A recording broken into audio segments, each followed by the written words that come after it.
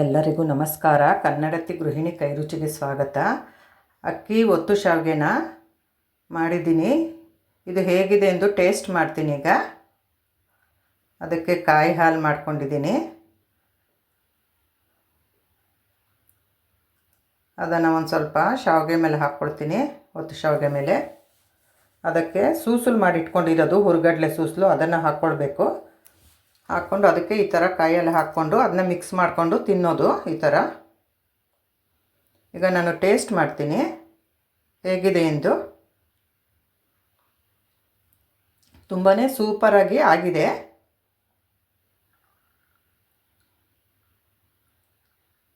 ತುಂಬಾ ಸೂಪರಾಗಿ ಆಗಿದೆ.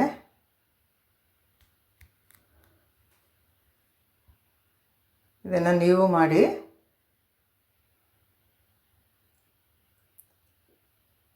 ನಾನು ಕಾಯಿ ಹಾಲು ಮಾಡ್ಕೊಳ್ಳೋದಕ್ಕೆ ಗಸಗಸೆನ ಹುರ್ಕೊಳ್ತೀನಿ. ಈಗ ಸ್ಟವ್ ಹಚ್ಚಿ ಒಂದು ಸಣ್ಣ ಬಾಣಲೆ ಇಟ್ಟಿದ್ದೀನಿ, ಒಗ್ಗರಣೆ ಬಾಣಲೆ. ಅದರಲ್ಲಿ ಆ ದೊಡ್ಡ ಸ್ಪೂನಲ್ಲಿ 1 ಸ್ಪೂನು ಗಸಗಸೆ ಹಾಕ್ಕೊಂಡಿದ್ದೀನಿ. ಈಗ ಅದನ್ನ ನಾನು ಹುರ್ಕೊಳ್ತೀನಿ.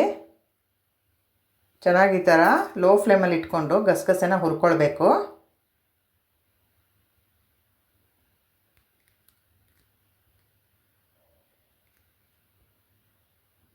ಲೋ ಫ್ಲೇಮಲ್ಲಿ ಇಟ್ಕೊಂಡು ಗಸಗಸೆನ ಕೈ ಆಡಿಸ್ಕೊಂಡು ಹುರ್ಕೊಳ್ಬೇಕು.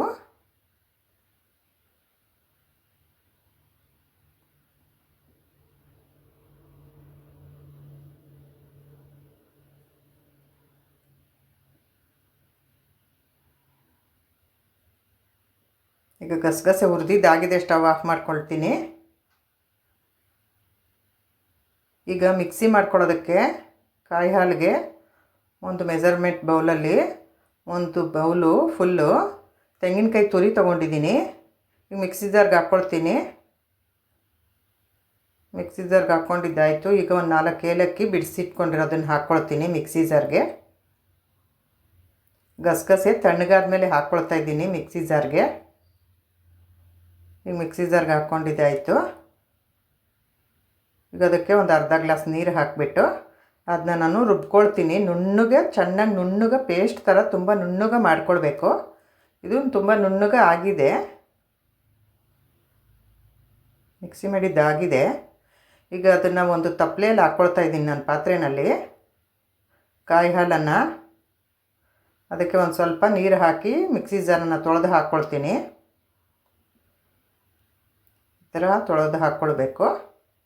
ಈಗ ಅದೆಲ್ಲ ಹಾಕ್ಕೊಂಡಿದ್ದಾಯಿತು. ನೀರು ಎಷ್ಟು ಬೇಕೋ ಅಷ್ಟು ನಾವು ನೋಡಿಕೊಂಡು ಹಾಕ್ಕೊಳ್ಬೇಕು. ಈಗ ಅದನ್ನ ಸ್ಟವ್ ಹಚ್ಚಿ ಕಾಯೋದಕ್ಕೆ ಇಡ್ತಾಯಿದ್ದೀನಿ. ಸ್ಟವ್ ಹಚ್ಕೊಳ್ತೀನಿ. ಈಗ ಆಯಿತು, ಕಾಯೋದಕ್ಕೆ ಇಟ್ಟಿದ್ದೀನಿ ಒಲೆ ಮೇಲೆ. ಈಗ ತಿರುಗಿಸ್ಕೊಳ್ಬೇಕು ಚೌಟ್ನಿಂದ. ಅದಕ್ಕೆ ಒಂದು 3/4 ಬೌಲು ಹಾಕ್ಕೊಳ್ತಾ ಇದ್ದೀನಿ ಬೆಲ್ಲನ. ಇದು ಆರ್ಗ್ಯಾನಿಕ್ ಬೆಲ್ಲ. ಇದನ್ನು ನಾನು ಹಾಗೆ ಹಾಕ್ಕೊಳ್ತೀನಿ. ಕುಟ್ಟಿ ಹಾಕ್ಕೊಳ್ತಾ ಇದ್ದೀನಿ. ಇದನ್ನೇನು ಸೋಸಬೇಕು ಅಂತ ಏನಿಲ್ಲ. ನಿಮ್ಮದ್ರಲ್ಲಿ ಏನಾದರೂ ಬೆಲ್ಲದಲ್ಲಿ ಕಸ ಇದ್ದರೆ ಅದನ್ನ ನೀವು ನೀರು ಹಾಕಿ ಕಾಯಿಸಿ ಶೋಧಿಸ್ಕೊಂಡು ಹಾಕ್ಕೊಳ್ಳಿ. ನಾನಿದು ಆರ್ಗ್ಯಾನಿಕ್ ಬೆಲ್ಲ, ಕಸ ಇಲ್ಲ, ಹಾಗಾಗಿ ಅದನ್ನೇ ಹಾಗೆ ಹಾಕ್ಕೊಂಡಿದ್ದೀನಿ.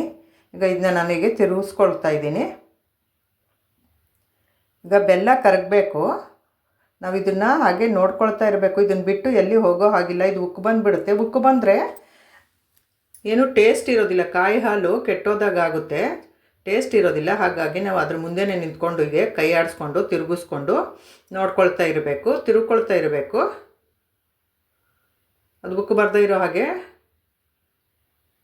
ಈ ಥರ ಉಕ್ಕು ಬಂದಮೇಲೆ 1-2 ಕುದಿ ಕುದಿಸ್ಕೊಂಡು ನಾವು ಸ್ಟವ್ ಆಫ್ ಮಾಡಿಕೊಂಡ್ರೆ ಕಾಯಿ ಹಾಲು ರೆಡಿ ಆಗಿರುತ್ತೆ. ಈಗ ತಿರುಗಿಸ್ಕೊಂಡು 1-2 ಕುದಿ ಕುದಿಸ್ಕೊಂಡ್ರೆ ಆಯಿತು. ಉಕ್ಕು ಬರೆಸ್ಬಾರ್ದು ಯಾವುದೇ ಕಾರಣಕ್ಕೂ. ಈಗ ಇದು ಆಯಿತು. ನಾನು ಸ್ಟವ್ ಆಫ್ ಮಾಡ್ಕೊಂಡಿದ್ದೀನಿ. ಈಗ ಅದ್ರ ಮೇಲೆ ಒಂದು ಪ್ಲೇಟ್ ಇಟ್ಬಿಟ್ಟು ಅದನ್ನ ಒಂದು ಸೈಡ್ಗೆ ಇಟ್ಕೊಳ್ತೀನಿ ಕಾಯಿ ಹಾಲನ್ನು. ಈಗ ಒಂದು ಸಣ್ಣ ಮಿಕ್ಸಿ ಜಾರ್ ತೊಗೊಂಡಿದ್ದೀನಿ. ಈಗ ಅದಕ್ಕೆ ಒಂದು ಅರ್ಧ ಬೌಲು ಕಡಲೆ ಪಪ್ಪ ಹಾಕ್ಕೊಳ್ತಾ ಇದ್ದೀನಿ, ಹುರ್ಗಡ್ಲೆನ. ಮಿಕ್ಸಿ ಜಾರಲ್ಲಿ ಹಾಕ್ಕೊಳ್ಬೇಕು. ಹೀಗೆ ಇದನ್ನು ಸೂಸುಲು ಮಾಡ್ಕೊಳ್ಬೇಕು. ಒತ್ತು ಶಾವಿಗೆಗೆ ಸೂಸುಲು ಇದು. ಇದಕ್ಕೆ 1-2 ಸ್ಪೂನು ಬೆಲ್ಲ ಹಾಕ್ಕೊಳ್ತೀನಿ, ಕುಟ್ಟಿರೋಂತಹ ಬೆಲ್ಲನ. ಈಗ ಇದನ್ನು ನಾನು ಮಿಕ್ಸಿ ಮಾಡ್ಕೊಳ್ತೀನಿ ನುಣ್ಣಗೆ. ಈಗ ಇದು ಮಿಕ್ಸಿ ಮಾಡಿದ್ದಾಗಿದೆ, ಇದನ್ನೇ ಜರಡೆ ಮಾಡೋ ಅವಶ್ಯಕತೆ ಇಲ್ಲ. ಈಗ ಅದನ್ನು ಒಂದು ಬೌಲಲ್ಲಿ ಹಾಕ್ಕೊಳ್ತಾ ಇದ್ದೀನಿ, ಒಂದು ಬಟ್ಲಲ್ಲಿ ಟ್ರಾನ್ಸ್ಫರ್ ಮಾಡ್ಕೊಳ್ತೀನಿ ಮಿಕ್ಸಿ ಜಾರಿಂದ.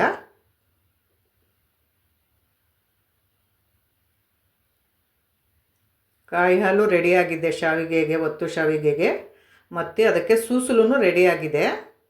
ಇದನ್ನು ಒಂದು ಸೈಡ್ಗೆ ಇಟ್ಬಿಟ್ಟು ಈ ಥರ ಒಂದು ಸೈಡ್ಗೆ ಇಟ್ಬಿದ್ದಾಯಿತು. ಈಗ ಸ್ಟವ್ ಹಚ್ಚಿ ಬಾಣಲೆ ಇಟ್ಕೊಳ್ತೀನಿ. ಸ್ಟವ್ ಹಚ್ಚಿ ಬಾಣಲೆ ಇಟ್ಟಿದ್ದಾಯಿತು. ಈಗ ಅದಕ್ಕೆ ನಾನು ನೀರು ಹಾಕ್ಕೊಳ್ತಾ ಇದ್ದೀನಿ. ಹಿಟ್ಟು ತೊಳಸೋದಕ್ಕೆ 1 ಗ್ಲಾಸು 2 ಗ್ಲಾಸು ಒಟ್ಟು 3 ಗ್ಲಾಸನ್ನು ನಾನಿಲ್ಲಿ ಹಾಕ್ಕೊಂಡಿದ್ದೀನಿ. ನೀರನ್ನು ಅಳತೆ ಮಾಡಿ ಹಾಕ್ಕೊಂಡಿದ್ದೀನಿ. ಈ ಥರ ನಾವು ಅಳತೆ ಮಾಡಿ ನೀರನ್ನು ಹಾಕ್ಕೊಳ್ಬೇಕು, ಆಗ ಹಿಟ್ಟು ನಮಗೆ ಕರೆಕ್ಟಾಗಿ ಹಾಕ್ಕೊಳ್ಬೋದು ಮೆಜರ್ಮೆಂಟ್ ಪ್ರಕಾರ. ಈಗ ಅದಕ್ಕೆ ನಾನು ಒಂದು ಸ್ವಲ್ಪ ಉಪ್ಪನ್ನು ಹಾಕ್ಕೊಳ್ತಾ ಇದ್ದೀನಿ. ಅಕ್ಕಿ ಹಿಟ್ಟನ್ನು ತೊಳಸೋದಕ್ಕೆ ಉಪ್ಪನ್ನು ಹಾಕಲೇಬೇಕು, ಆಗಲೇ ಅದು ಟೇಸ್ಟ್ ಬರೋದು.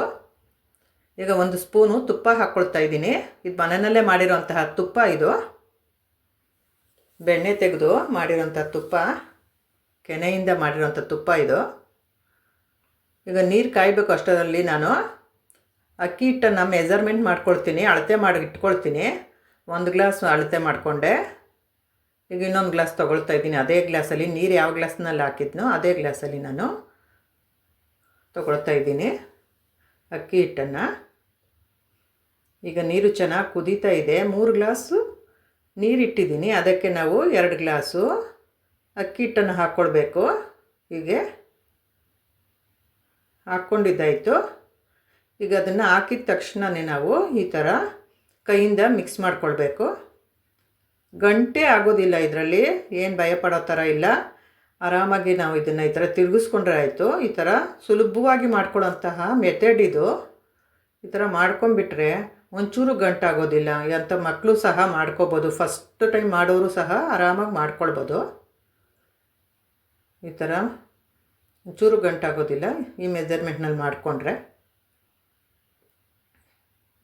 ಈಗ ಈ ಥರ ನಾವು ಚೆನ್ನಾಗಿ ಸ್ಪೂನ್ನಿಂದ ನಾದ್ಕೊಳ್ಬೇಕು. ಈಗ ಅದು ಮಿಕ್ಸ್ ಮಾಡಿದ್ದಾಯಿತು, ನಾದ್ಕೊಳ್ಬೇಕು ಈಗ ಅಷ್ಟೇ. ಸ್ಪೂನಿನ ಸಹಾಯದಿಂದನೇ ನಾವು ನಾದ್ಕೊಂಡ್ರೆ ಆಯಿತು.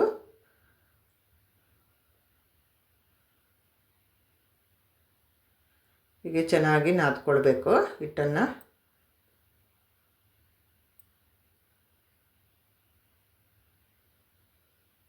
ಈ ಥರ ಚೆನ್ನಾಗಿ ನಾದ್ಕೊಳ್ಬೇಕು.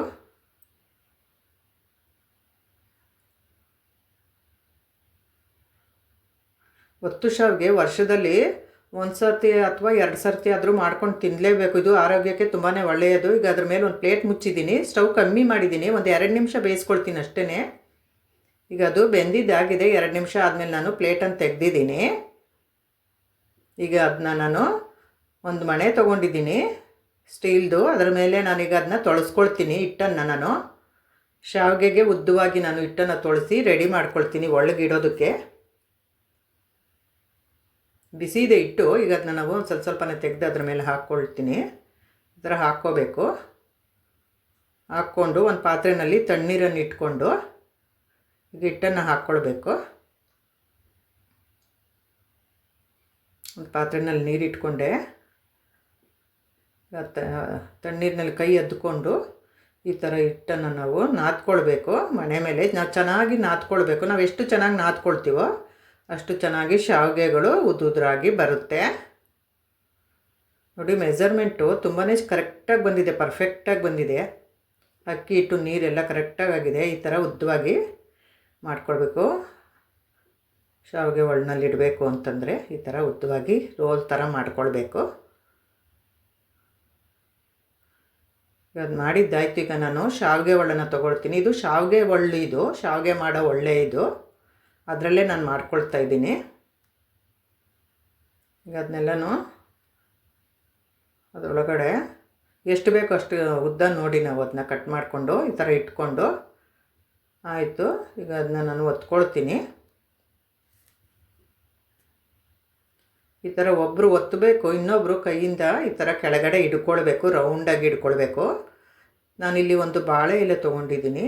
ಬಾಳೆ ಎಲೆ ಆದರೂ ತೊಗೋಬೋದು ನಾವು, ಇಲ್ಲಾಂದರೆ ತಟ್ಟೆನಲ್ಲಾದ್ರೂ ಒಂದು ಚಿಕ್ಕದು ಒಂದು ತಟ್ಟೆ ತೊಗೊಂಡು ಅದರಲ್ಲಾದ್ರೂ ನಾವು ಹಿಡ್ಕೋಬೋದು ಈ ಥರ. ಈ ಥರ ರೌಂಡ್ಗೆ ನಾವು ಕೈಯನ್ನು ತಿರುಗಿಸಿ ಬಾಳೆ ಎಲೆನ ಇಟ್ಕೊಳ್ಬೇಕು. ನೋಡಿ ಎಷ್ಟು ಚೆನ್ನಾಗಿ ಎಷ್ಟು ಉದುರಾಗಿ ಬರ್ತಾ ಇದೆ. ಈಗ ಅದು ಆಗಿದೆ. ಈಗ ಅದನ್ನು ನಾನು ಒಂದು ಬಾಳೆ ಎಲೆ ರೆಡಿ ಮಾಡಿ ಇಟ್ಕೊಂಡಿದ್ದೀನಿ ಒಂದು ತಟ್ಟೆ ಮೇಲೆ. ಅದರಲ್ಲಿ ನಾನು ಹಾಕ್ಕೊಳ್ತಾ ಇದ್ದೀನಿ ಶಾವಿಗೆನ.